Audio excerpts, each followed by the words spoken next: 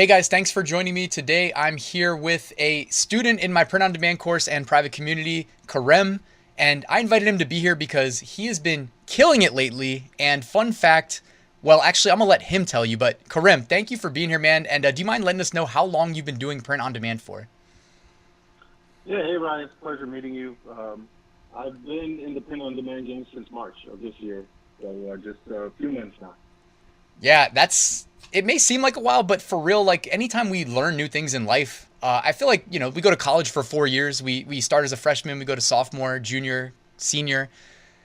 So I don't think you starting in March and it's only mid August now is that long. And yet you've got some pretty impressive milestones to share, namely that, well, you're on Amazon merch. I don't know when you started that, but do you mind sharing like how many sales you made and what tier you're in?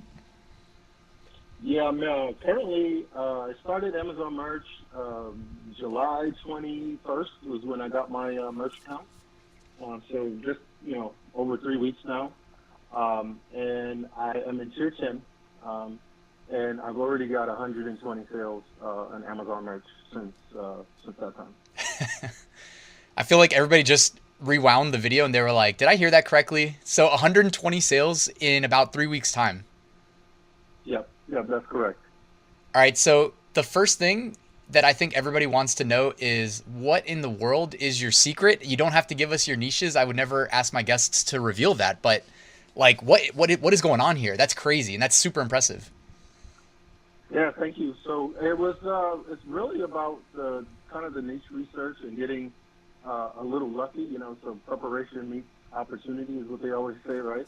I did my niche research. I found a particular niche that was doing well at the time, right as I started my merch account. And what I did was I went ahead and I created a couple of designs in that niche, and one of them actually took off. So I posted it. I used, a lot of techniques you talk about, and some of the other YouTubers talk about, where putting those keywords and your niche keywords in your title and the brand, and making sure that that listing is optimized for that niche.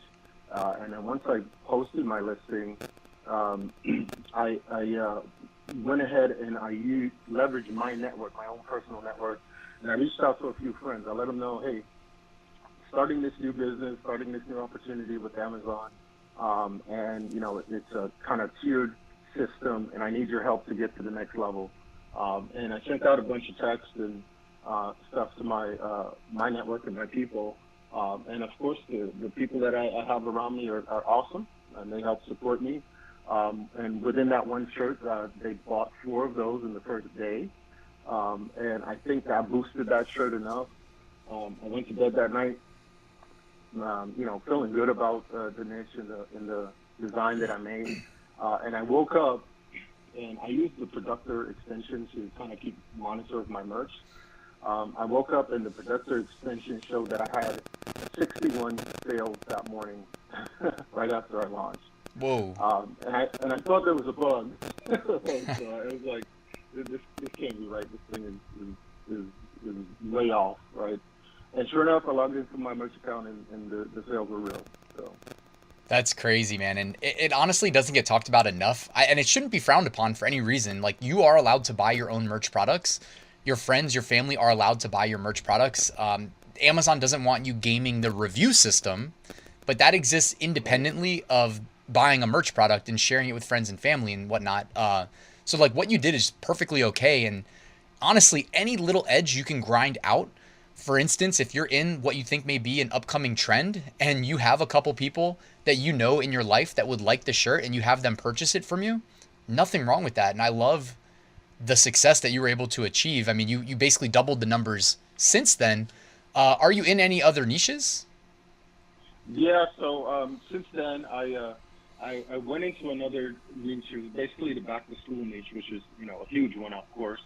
But what I did there is I thought about what people I knew had kids going back to school or things like that, and I created some designs specifically for them, as far as going into their particular grade or their particular class, and I created some designs, shared them with them. Hey, what do you think about this? Is this cute enough your little one to wear to the first day of school, and got that feedback, used that feedback loop, published it, and then kind of followed the process like I just mentioned of, hey, could you, just help me get to the next level? Here's the shirt.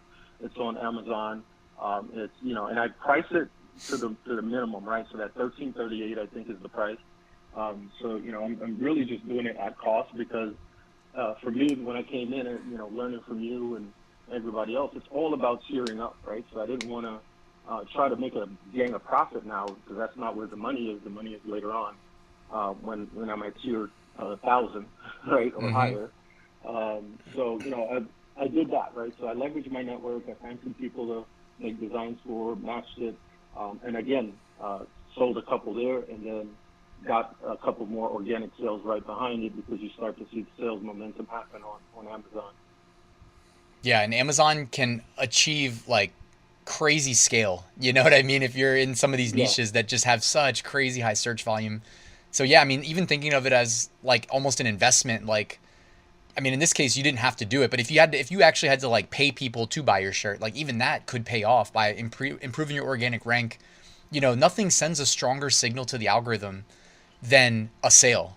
In terms of what keywords a listing should rank on. I wanted to ask you, like, unless you had something to add, I just wanted to ask you about your background. Like, are you a secret, like, crazy good world class graphic designer or anything like that people should know? Are you like a multi-million-dollar FBA seller who just pivoted to merch and brought all your experience? No, I have no graphics experience whatsoever, or any design experience, honestly, other than building websites. I'm a developer by trade. That's what I've done most of my career. I'm retired now, a couple of years back. So I was just kind of surfing around, looking at stuff. I got into investing into the stock market and stock options, and that led me to your CNBC article, which is kind of how I got introduced to this whole print on demand thing. And from there, I just started watching your channel. It just kept piquing my interest. And even you talk about it. You're not a designer yourself, and you throw out some of these simple designs. And honestly, some of my most simple designs are the ones that sell. I'm also selling on Etsy, so that's kind of really where I built up my print on demand knowledge is through Etsy and Printify and using some of those print providers. Because I couldn't get into merch. It was just so hard at first, right? So, but I kept trying and eventually got my merch account. But I built up my skill set and knowledge through Etsy since March, right? And my Etsy store is doing well now. I'm getting daily sales there as well, using the same kind of techniques. I'm not really asking people to buy my designs on Etsy per se, like I do with merch, because merch is kind of a different beast with the tier system. Etsy's not really that. I market myself and I share the designs with friends, but it's up to them if they want to buy it. That's awesome. So, yeah, number one, I guess we have a couple things in common, huh? Like the developer background, the Yeah, love for stock options. yeah, To me, it's yeah, it's like we make a little bit of money here with a little passive income from print on demand, but what's next? Well, roll it into stock. Like honestly, hit a big yeah, trade or two, and then retire to wherever you want to live, really. yeah, absolutely. I believe in, I've always believed in multiple levels of or multiple streams of income, right? And being able to bring in money in as many ways as possible, and do it the easiest way possible. They tell you to work hard, but working hard is not always the answer. If you could work smart, it's probably better. And that's the way I like to think of it. I think that's the lazy developer in me anyway. Yeah, I want to figure out how to do it the smarter way instead of doing it the harder way. So that's kind of the mentality I guess I brought to this, and being able to dig in and get as deep as possible with my knowledge of how Etsy works, and then now getting knowledge on how Amazon merch works, and getting to those higher levels so that I can put my designs out there, and over time, the designs I've created today will probably pay me years in the future. absolutely. Yeah, I mean, having the long term vision for sure is great. And you said a couple things. The simple designs work well for you, and I mean, for me, I don't try to pretend I'm somebody I'm not. Like, I'm usually keeping Yeah. it pretty simple, and I'm pretty transparent about the fact that like more than half my merch sales last year that made over 80 grand profit were text only. Like, they don't need to be complicated, especially if I'm not a great designer. So I'm glad that's working for you. And I'm wondering if Yeah. like our programming background has us like kind of number one, like looking for the shortest path from A to B, or at least the most efficient. And then number two, like maybe gives us a better understanding of how these algorithms probably work. Not that it's like some hack that guarantees us success, but at least kind of answers some of the basic questions about how to approach like SEO. Yeah, I think it does. It lent me a bit of an advantage, I believe, in just really understanding how it works, and catching on a little bit faster. But I mean, it did still take me a while to figure out. I need to put my niche name in my titles, right? Instead, when I first started, I was putting whatever phrase or whatever I had on my shirt, thinking that to describe the product, and that's really not what matters. What matters is how people find your product, and they find it by matching you matching whatever they're searching for, or typing that Etsy search bar, or Amazon search bar, and it matching up with your title or your brand or your description, um, as close as possible, right? So once that happens, you get a chance to be visible to that user and that buyer, and then that's when sales start to happen. Absolutely. And then you get that like snowball effect where one sale leads to two, Yeah, leads to four, and you haven't even been doing it for a fourth quarter yet. So I mean, I'm excited to yeah, see I what you know. achieve, man. I have a feeling I'll be bringing you back to tell a crazy success story soon. Yeah, I'm looking forward to that. I'm hoping to, get tiered up from 10. I'm hoping with my success here, I might be able to even skip a tier. Because I do have, from my time working with Etsy, I've got a couple hundred designs that I could post, but I can't right now because I only have the 10 slots on merch. Yeah, I hate to be the bearer of bad news, but I've never heard of anybody skipping a tier, but I am going to assume that you're going to be the first to do it. So good luck. Yeah, let's cross our fingers for that one. So I wanted to ask like I had two more questions on my mind. One of them was I want to ask this one first 'cause I think the ending question is going to be the better one. Like you dabble with MyDesigns, right? Like you're not intimidated. Like I know a lot of people. I don't want to say everybody's intimidated by MyDesigns, but like you're in there, you're dabbling. Like, what do you think about the software? Is it too hard to learn, or you know what I mean? Do you think it's going to be a part of the future of like kind of shaping how we approach print on demand? That's kind of how I feel. So I would love to get your thoughts. Yeah, I use my designs quite often. Actually, use it pretty much on all of my stuff, especially for my Etsy listings. Um, at first it was very hard to understand. The first time I opened it, I had to close it down and leave it alone for a while, um, and because I just didn't understand what it was. And I think after watching a few videos, they have some really great tutorials in their community section on the site, and going through there and understanding that not only are they helping you to uh, create mock-ups, scale your designs, and do all of those great things through their software, and that stuff in and of itself is awesome. But they also are print providers, right? So I'm not having to go in, put up my designs, create the mocks, and then I can now push the listing directly to Etsy, and then go to Etsy and just make it live when I'm ready. And having that all streamlined into one tool is amazing. So yeah, I think it is the future for sure. If anybody listening is not using it, I'll try to give it a try. Just understand that they're there to help you with the mockups, plus they can do the print providing, right? So that was, I think, the disconnect for me. When I was introduced to it, it's like, oh, this is a great place to do bulk mockups and this, that, and the other. And I got in there, and it started being confusing when they started talking about publishing to Etsy. But you start to see it's just a really great tool to streamline your entire process. Once you have your design, upload it into the tool, create all your mockups, add your keywords, your titles, really, tighten up your listing and get the templates that you need, right? All the colors and instructions for your listing and whatever other templates you want to add to that listing, and then push it straight to Etsy. So I'm looking forward to that. I know they got some really cool stuff coming in the future, especially the wall art stuff. I've got a ton mid-journey stuff that I've been dabbling with as well. That I know I can use on the wall art. I've sold some wall art already on Etsy as well. And being able to use MyDesigns to streamline that process is going to make it easier. Yeah, I'm sure they'll have some kick-ass mock-ups in there too for us. So that'd be great too. I agree.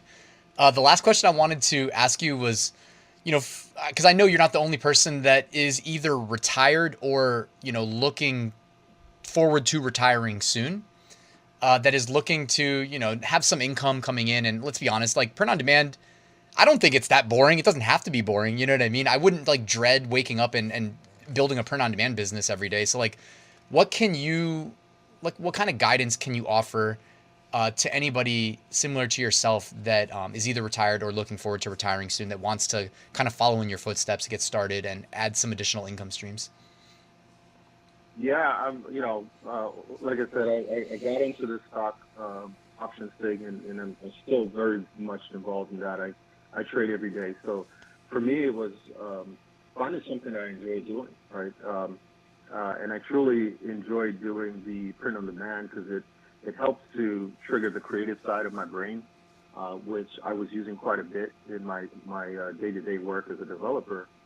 And it just kind of keeps that part of me going, right? So if you're looking for something to do, I think when you're retired doesn't mean you're dead, right? You got to keep finding stuff to do. There's a lot of life still to live.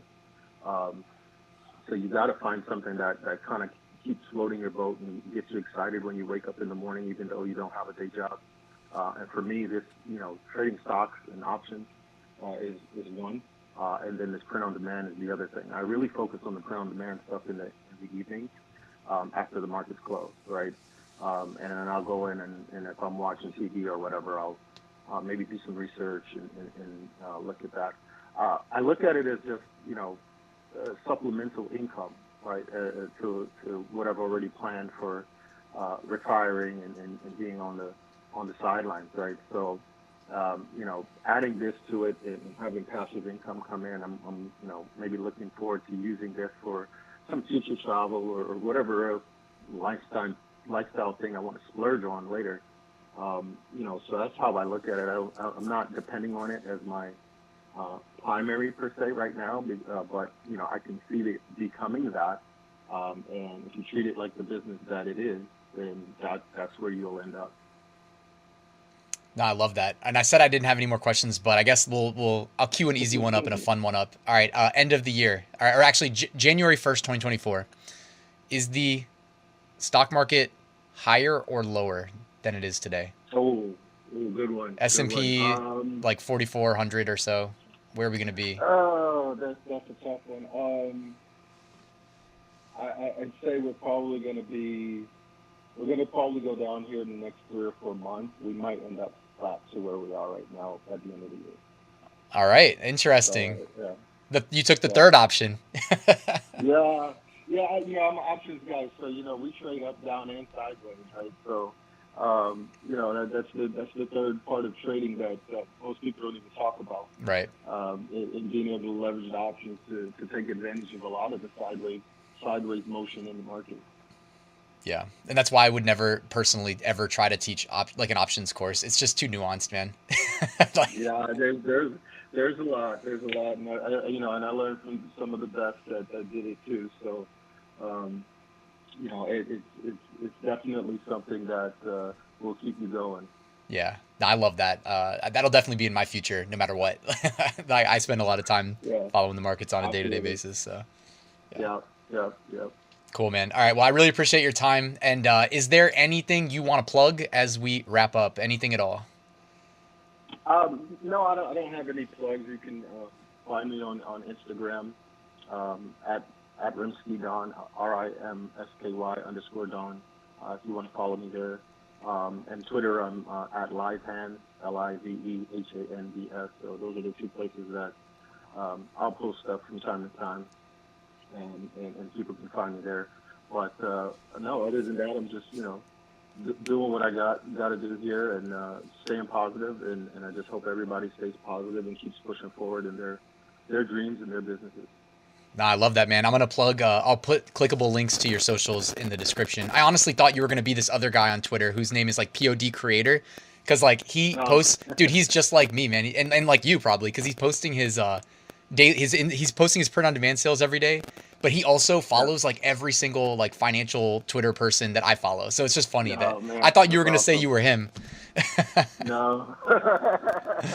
No. I'm not that heavy on the socials, but I'm there from time to time, and I try to, share some positive light into the world. Love that, love that. All right, well, Karim, thanks again, man. I appreciate it. Appreciate it, Ryan. Thank you. Pleasure.